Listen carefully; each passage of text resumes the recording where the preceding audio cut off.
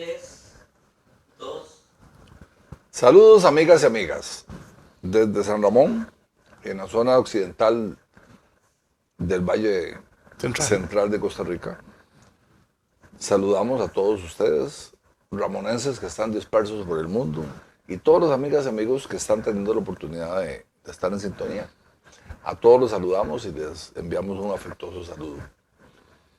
Este programa, El Ramonense, desde su plataforma digital Multizonas, está llegando a ustedes como un intento, como un esfuerzo para que la historia local, que es la trinchera que cada pueblo tiene contra los problemas modernos, se fortalezca.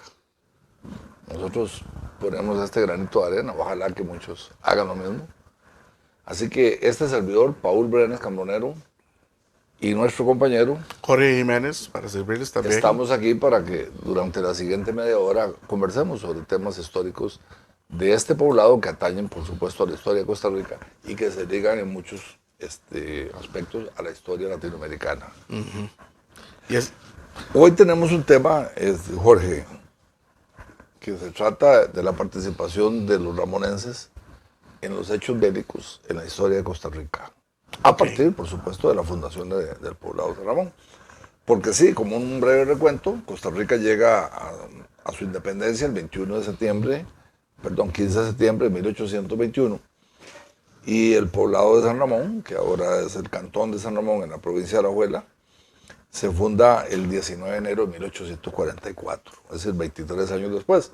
En esos 23 años anteriores había habido revueltas en el país, desde la primera guerra civil, luego vino una segunda guerra civil en la década de los 30, en donde se eliminó una ley absurda que se llamó Ley de la Ambulancia, se sepultó para siempre la idea de una República Federal Centroamericana y finalmente en 1848 Costa Rica elige ser ya república en vez de ser una provincia centroamericana y pasamos a ser este país.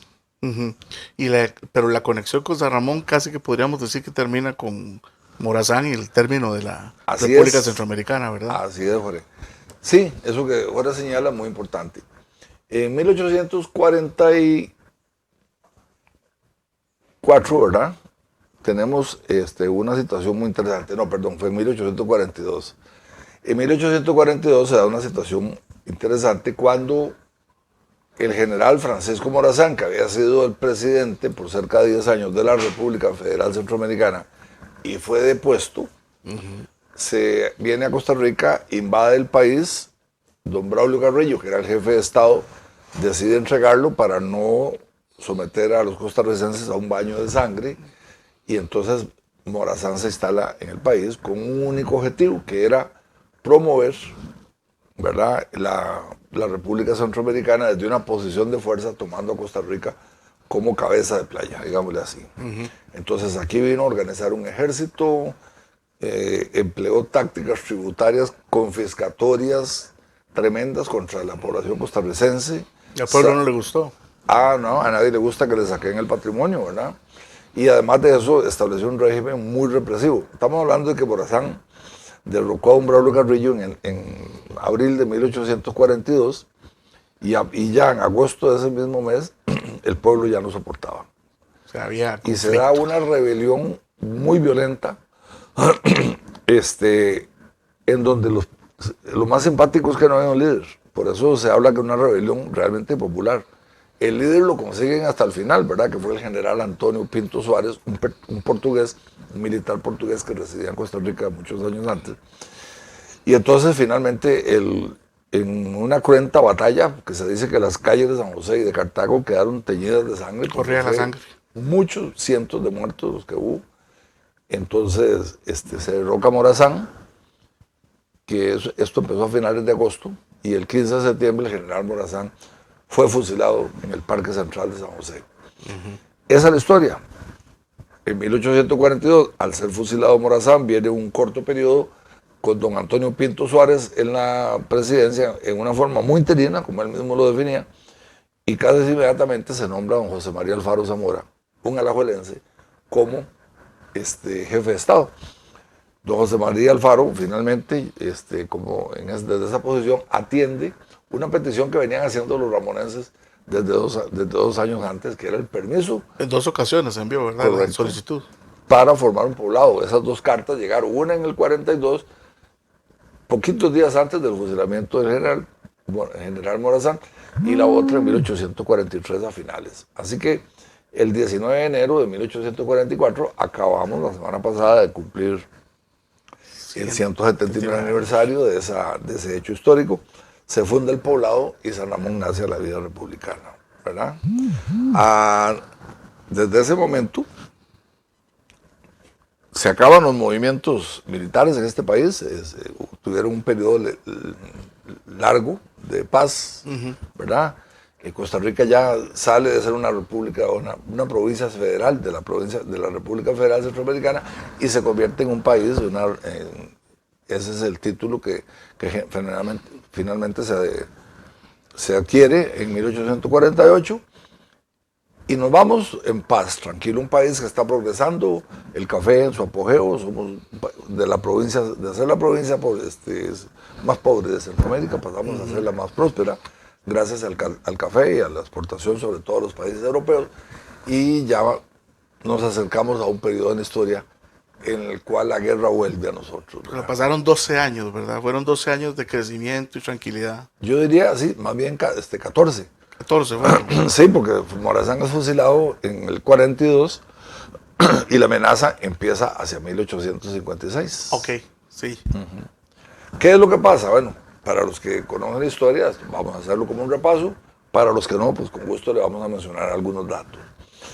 En 1854 empieza la lucha entre conservadores y liberales en Nicaragua, ¿verdad? Los conservadores estaban asentados en León y los liberales tenían su capital en Granada.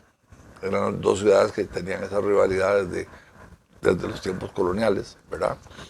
Y eso fue un tema que no resolvieron debidamente en Nicaragua. Y entonces las revueltas y las revoluciones han sido constantes desde entonces, ¿verdad? Y en ese momento se manifestaba con esa pugna entre liberales y conservadores, buscando el poder político, ¿verdad? Que era al fin de aquellos tiempos, con todo lo que eso conlleva. Y hacia 1854 empieza a darse una batalla fuerte, o más bien a vislumbrarse el final de una batalla que se viene dando hace varios años, o muchos años.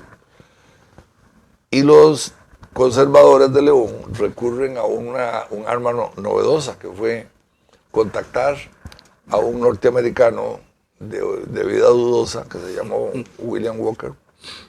Y William Walker organiza una tropa informal, por decirlo así, sin el apoyo, entre comillas, de los Estados Unidos, o del gobierno de los Estados Unidos, que toman Nicaragua, vienen primero a León, barren a los granadinos y también luego a los leoneses, y se queda William Walker con el poder en Nicaragua. Se montan el poder. Exactamente. No sabía lo que estaban haciendo.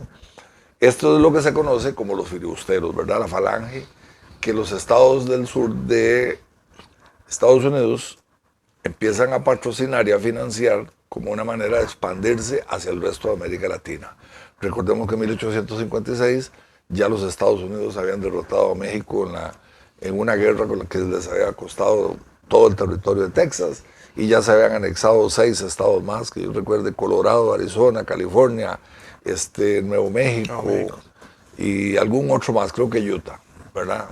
No me atrevo a decirlos más porque esos son los que recuerdo.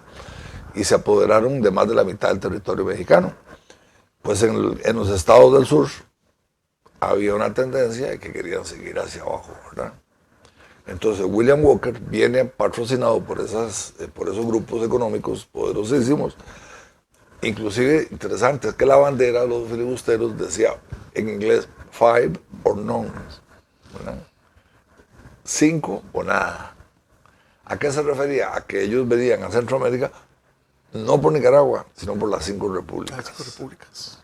Y esa fue su meta desde el principio. Esa amenaza la percibe Juanito Mora, nuestro presidente, y empezando noviembre de 1856, en marzo más bien, él lanza una proclama donde dice: alerta costarricenses, habla de los filibusteros que están asentados en Nicaragua, y que está en peligro nuestra paz, nuestro patrimonio y nuestra religión. Así lo dice don Juanito Mora, Juan Rafael Mora Porras, nuestro presidente. Y esto de la religión lo mete porque él está en una alianza muy estrecha con el primer obispo de Costa Rica, que fue Monseñor Anselmo Llorente y La Fuente. Y entonces entre ambos empiezan a alertar el pueblo. Concientizarlos del peligro. Exactamente. Eso fue en 1855. En ese mismo año, en el mes de noviembre, los ramoneses se reúnen en un cabildo abierto. Y estamos hablando de un poblado que apenas tiene 12 años de formado, pero que ha tenido un crecimiento muy rápido. En el poblado de San Ramón hay figuras muy importantes que han llegado a ser parte del conglomerado social. Entre ellos mencionamos siempre a don Frutos Mora Castillo. Era familiar de... Era pariente, sí. En realidad don Frutos Mora era hijo de don Juan Mora Fernández, nuestro primer jefe de Estado. A ver. Y luego, don Juan Mora Fernández era primo segundo o algo, por ahí andaba la relación de Juanito Mora, que sería el presidente en ese momento. Así que había una afinidad muy importante entre ellos. Frutos Mora era un comerciante asentado en San Ramón desde unos 3 o 4 años antes del 56. Inclusive los registros parroquiales muestran al nacimiento de 4 hijos de Frutos Mora entre 1854 y 1860. ¿Verdad? Más bien 61, eso lo vamos a aclarar después.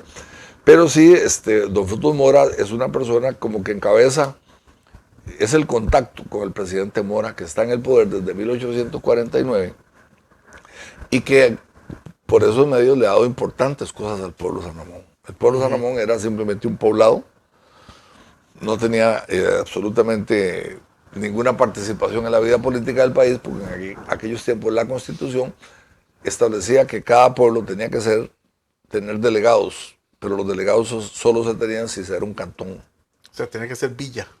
Villa y cantón. Y cantón.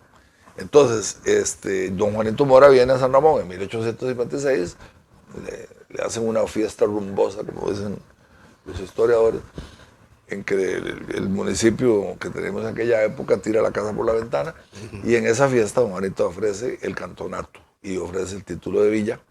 Eso fue en febrero y efectivamente eso se va a dar en agosto de 1856. ¿Por qué se logra eso? Bueno, pasa San Ramón a ser el cantón segundo de la provincia de Alajuela, entonces la provincia de Alajuela se expande ya políticamente por un vasto territorio que estaba muy despoblado. Entonces el gobierno lo ve como una oportunidad de empezar a desarrollar todo el oeste de la provincia de Alajuela. Además, ¿verdad? Y los ramoneses adquieren ya su representación política que les permite votar por la elección de los poderes de la República, porque en Costa Rica, hacia 1856, la elección del gobierno era indirecta, ¿verdad? Eran delegados. O sea, adquirieron representantes, ¿verdad? Exactamente, eran representantes que podían votar por la elección de los poderes del país. ¿Y eso iba en qué? ¿En relación con el número de distritos? Sí, exactamente. Entonces había, por ejemplo, San José tenía 11 delegados, Cartago tenía 7, 8, Heredia un poco menos, Alajuela un poco menos, San Ramón posiblemente, yo nunca he consultado ese dato específicamente, pero posiblemente tenía 1 o 2 representantes. 2, yo tal sí. vez. Y así por el estilo, algunos, había un delegado en Bagaces, había el famoso voto terrabano que llamaban, era un delegado que apareció allá en la zona sur del país, en medio de las montañas, en Terraba. Entonces era conocido como el voto terrabano. Y cuando los llamaban tenían que ir. ¿Cómo no? Esos eran los que elegían el gobierno. Claro. Entonces, viene Juanito Mora, ya le da toda esa importancia a San Ramón, tal y como lo ha venido trabajando con ellos durante varios años. Y San Ramón está no solamente muy agradecido con el presidente, sino también con el obispo, ¿verdad? Que el obispo ya andaba por aquí, hasta tierras tenía. Entonces posiblemente ya era conocido. Entonces el ambiente era muy propicio. Sí, muy propicio, ¿verdad, Jorge? Y empieza la proclama de Juanito Mora, alerta sobre los filibusteros, los ramoneses se reúnen en un cabildo y hacen un acta bellísima, que se las vamos a compartir a ustedes en forma gráfica, ¿verdad? No la vamos a leer acá. un acta bellísima en donde se adhieren a las pretensiones del gobierno, a los deseos del gobierno y se manifiestan en defensa de la patria, de la libertad y de los costarricenses, ¿verdad? Y de la vida. Patriotas. Totalmente patriotas. Así de las cosas, Costa Rica ya estaba preparando un ejército desde tiempos antes. Nada del cuento de que Costa Rica lo que tenía era un montón de campesinos que cambiaron el arma. Descalzo. No. Esto se veía venir, había intereses mundiales que estaban reflejados en Costa Rica, sobre todo con el tema del canal de Nicaragua, ¿verdad? Que se pretendía hacer en el río San Juan, en el cual había intereses ingleses contra intereses norteamericanos, y eso fue generalmente lo que ocasionó, eso fue con certeza lo que ocasionó esa avenida de William Walker tratar de apoderarse de Nicaragua, porque los intereses del canal apuntaban hacia Estados Unidos. Así que todas esas manifestaciones se dieron de fuerzas políticas en Costa Rica, donde los filibusteros dominando Nicaragua de una manera represiva, porque fusilaban a quien se opusiera.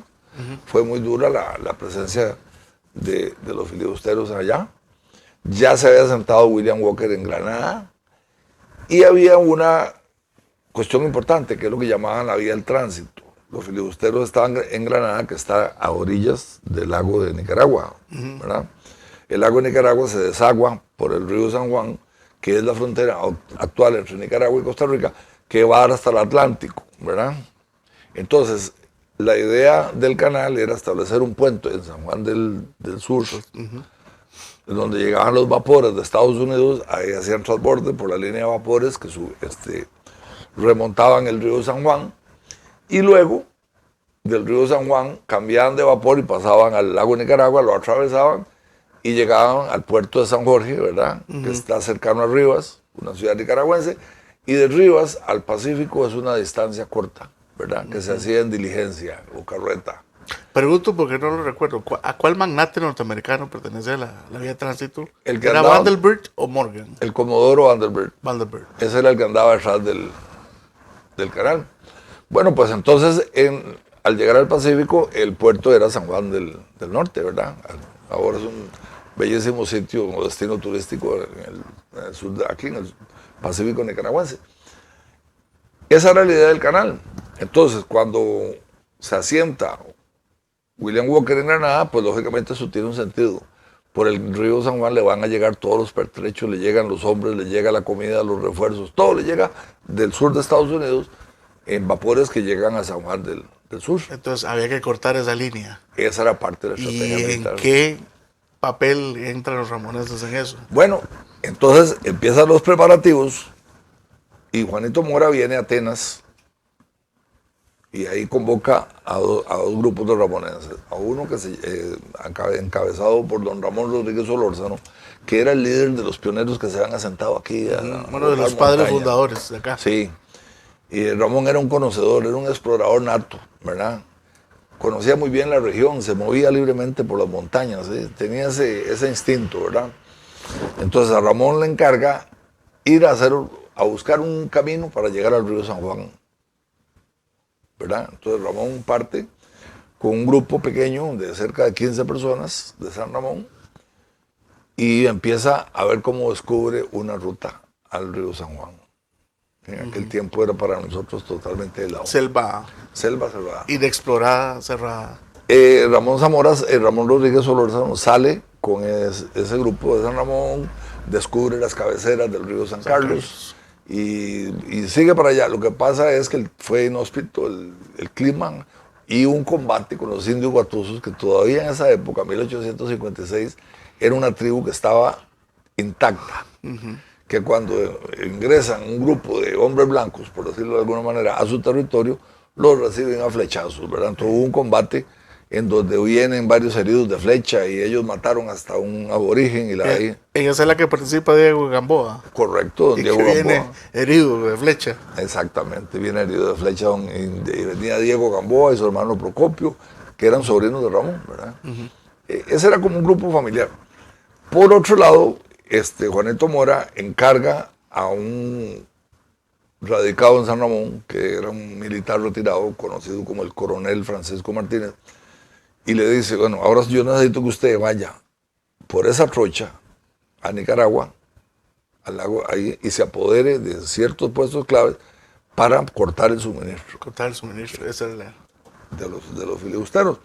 Y efectivamente Francisco lo hace, inclusive se le asigna un cañón, ¿verdad? 2 cañones. En realidad se dice que fueron 2, ¿verdad? 2. La carta del ministro, del general, del jefe del ejército, que era el general José Joaquín Mora, hermano del presidente, le ordena al Arsenal Nacional que le entregue al señor Francisco Martínez 2 cañones de A4, ¿verdad? ¿Qué es un cañón de A4? Bueno, interesante dar la explicación. Simplemente el cañón de A4 es una bola redonda, la bala, que es de plomo, pesa 4 libras. Y exactamente esa es la definición. Eso define el calibre, ¿verdad? Entonces, eso era un cañón de A4, había cañones de 6, cañones de 8. 12, ¿verdad? Y demás. Y estos son más maniobrables. Imagínense los barriales y las condiciones para llegar al río San Juan. El coronel Francisco Martínez lo hace y toma uno de los puntos importantes en el río San Juan, que eso permitió hacer el trabajo que había que hacer.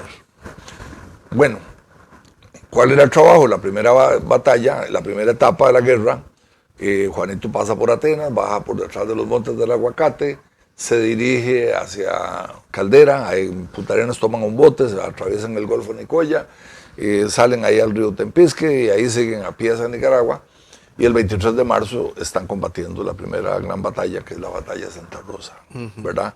En donde los filibusteros en 8 minutos son derrotados totalmente y se da una desbandada. Los filibusteros ya habían ingresado a territorio costarricense.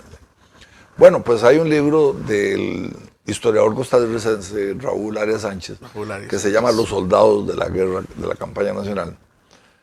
Ese libro nos dice, Raúl hizo una investigación extensísima en los archivos de la Curia Metropolitana, en el Archivo Nacional, documentos por todo lado, buscando el origen de cada uno de los hombres que fueron a pelear. Y al final obtiene un resultado que nos dice de cada poblado, de cada provincia, lo que sea, cuántos hombres fueron, cuántos murieron en combate, cuántos murieron de la peste del cólera. Sí, porque ese es el otro elemento. ¿Cuántos fueron heridos? ¿Por qué la peste del cólera? Recordemos esto. En la siguiente batalla, después de Santa Rosa, que 23 de marzo, pasamos al 11 de abril. Rivas. Ahí también fue una batalla importantísima que se ganó, pero los filibusteros, cuando se estaban retirando de Rivas, lanzaban los cadáveres. Lanzaron los cadáveres. A las fuentes de agua. A los pozos, exactamente. Y entonces eso desató una epidemia del cólera que fue terrible y que en el caso de Costa Rica mató al 10% de la población. Es decir, Costa Rica tuvo cerca de 10.000 muertos en aquel momento que teníamos solamente 100.000 habitantes. ¿Por qué la epidemia del cólera fue tan letal? Bueno, primero por ignorancia. Existía la creencia entre la gente que estaba en las tropas de que el cólera se reproducía por el aire. Sí, que era transmitido aéreamente. Entonces, cuando el cólera empezó, la gente lo que hizo fue salir corriendo para que el aire no lo alcanzara, por decirlo de alguna manera. Y lo que hicieron fue llevar el cólera a todos los rincones del país. Sí, lo desperdigaron por todos lados. Así, bueno, ese libro, don Raúl, no solamente nos habla de los fallecidos por el cólera, cuántos, dónde, sino que también nos dice cuántos participaron. El caso de San Ramón, recordemos que Francisco Martínez salió de aquí con 50 voluntarios ramoneses. Un contingente de 50 voluntarios. Ramón Rodríguez iba con otro que era entre 15 y 20. Y según el libro de Raúl, había 86 ramoneses más enlistados en las grandes listas, ¿verdad?, que están en el libro. Eso es sobresaliente, o extraordinario, porque estamos hablando de un poblado que tenía apenas 12 años de fundado. Y si lo comparamos con poblados mucho más antiguos, la diferencia es notoria. Es decir, que hubo una participación inmensa. ¿Qué me estás diciendo? Que estadísticamente hubo más soldados de ramoneses que otros pueblos. Muchas, sí. Podemos decir que era una participación extraordinaria, Jorge, definitivamente. Bueno, la participación de los ramoneses, sin duda alguna, y tomando en cuenta nuevamente, lo digo, que era un poblado nuevo, fue muy destacada, al punto de que un obsequio que se lo dio a Ramonenses para que lo conservaran fue uno de los cañones de A4. Del otro no tengo yo idea cuál fue su destino, pero el cañón de A4 fue donado al pueblo ramonense oficialmente en el gobierno de Tomás Guardia, ¿verdad? Y vino a San Ramón y, bueno, cosas de la historia, cosas de la memoria colectiva. Yo pienso que ya en 1886, que por ahí estuvo don Tomás Guardia acá, 30 años después de la guerra, ya muchos no se acordaban de qué era el cañón ni qué por el estilo, ¿verdad? El cañón tuvo una historia hasta medio triste. Correcto. Ya estando aquí, porque ocupó diferentes sitios. Estuvo una época en el Cerro Tremedal. No solo sitios, sino posiciones. Posiciones. Frente al Palacio Municipal lo utilizaron como poste para amarrar caballos. Aguja. En aquel tiempo, en San Ramón y seguramente en Costa Rica todavía una tradición que era sembrar unas agujas, se llamaban unas piedras. Por lo menos acá en San Ramón hay un tajo que la piedra sale así, nada más de traer y sembrarla. Eran agujas que se clavaban en la calle, en las esquinas, y eran donde llegaba la gente y amarraba su caballo, ¿verdad? Cuando llegaban del campo, el caballo se amarraba ahí. Pues el cañón fue amarrado como aguja o enterrado frente al Palacio Municipal y ahí estuvo durante varios años, enterrado boca abajo, ¿verdad? Seguramente era muy atractivo que al final tenías una argolla para amarrar el caballo. Sí, no fue hasta el siglo XX, ya después con los tiempos de Mel Salas, que retomaron el cañón y comenzaron a pensar en darle una posición adecuada dentro del parque. Para el centenario de la campaña nacional, el cañón fue colocado sobre un monumento y se hizo un monumento alusivo a la participación de los ramonenses en la campaña del 56, que es básicamente lo que estamos recreando hoy, Jorge. Los ramonenses en el 56 tuvieron esa gran participación, y no solo en el 56, 57. Recordemos que la campaña se da en dos partes, porque la epidemia del cólera obliga a los dos ejércitos a replegarse, unos hacia el norte y otros hacia el sur. En ese lapso es cuando ya Juanito Mora dice, una vez superada la crisis del cólera, entonces viene la siguiente etapa, que es tomar la campaña de la vía del tránsito, apoderarse del río San Juan, de los vapores y de todo el paso de los filibusteros para estrangular el abastecimiento a los filibusteros. Claro. Entonces el papel de los ramonenses, digamos, de los patriotas ramonenses, no hay duda de que tuvo incidencia en el curso final del conflicto. Yo diría que, vamos a ver, uno no puede valorar, ¿verdad? Como si fuera fútbol, que me metieron 3 goles o metieron 2 goles y que gracias a ellos se obtuvo el empate o la victoria, qué sé Sí, yo, sí, ¿verdad? Pero, porque es difícil, pero no hay duda de que fue muy significativa y generó el respeto de las autoridades hacia el poblado. Que además, que eso sí es lo más importante, que demostró desde el principio un temple especial que se vendrá manifestando, porque en el siguiente programa, Jorge, vamos a hablar de otros hechos militares. Hoy solo hemos tenido tiempo de tocar la campaña del 56-57. Sí, es que es muy vasto también. Pero la participación de los ramonenses fue muy destacada. Ahora, no termina ahí. Recordemos que en 1859, don Juanito Mora es derrocado y asesinado por la oligarquía cafetalera, que no le permitía, porque si vamos a creer que los filibusteros estaban solo fuera del país, equivocados. Aquí, en aquel tiempo y ahora, y siempre habrá una corriente filibustera, entreguista. Y finalmente logran su cometido, derrocan a Juanito Mora, lo expulsan del país, luego hay un movimiento para que Juanito venga, es una trampa. Juanito viene a Punta Arenas en un barco, llega al peor lugar que podía llegar, porque Punta Arenas, para los que conocen la geografía de Costa Rica, Punta Arenas es una lengua de tierra o de arena que entra en las aguas del Golfo de Nicoya por varios kilómetros, ¿verdad? Es decir, la ciudad de Punta Arenas en ningún lado tiene más de 500 metros de ancho, pero sí tiene cerca de 10 kilómetros hacia adentro, ¿verdad? Entonces Juanito Mora llega a ese lugar y los ramonenses se asientan en lo que se llama La Angostura, ¿verdad? Que es un lugar que tiene, aquí está el estero y aquí está el mar, y ahí se hacen fuertes y se mete en una trampa mortal. Ahí muere asesinado Frutos Mora a bayonetazos, igual que Ignacio Arancibia fue fusilado. Y fueron muchos ramonenses los que murieron en esa segunda intentona. Muchos se lanzaron al estero y huyeron hacia Nicaragua, y eso les salvó la vida. Pero la participación de los ramonenses, la lealtad hacia Juan Rafael Mora, es una constante que nos enaltece a través de toda la historia de Costa Rica. Bueno. Así que vamos a parar por hoy. ¿Qué nos falta, Jorge? Muy importante, para que nuestros amigos se preparen para el siguiente programa.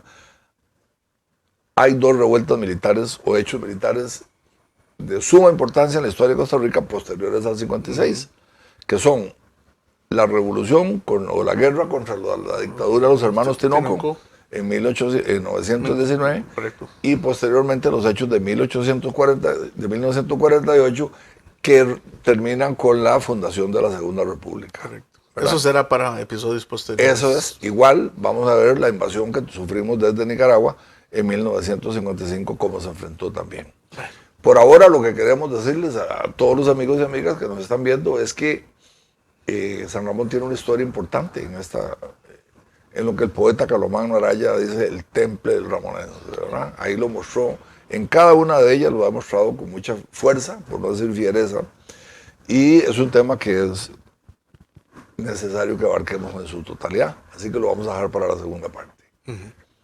De momento nos despedimos. Recuerden, el ramonense, ahí les vamos a anotar nuestro número de WhatsApp para que ustedes nos hagan sus comentarios, consultas.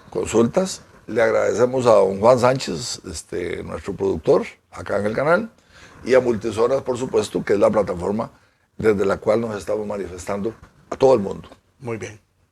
Un gusto. Hasta luego. Hasta pronto.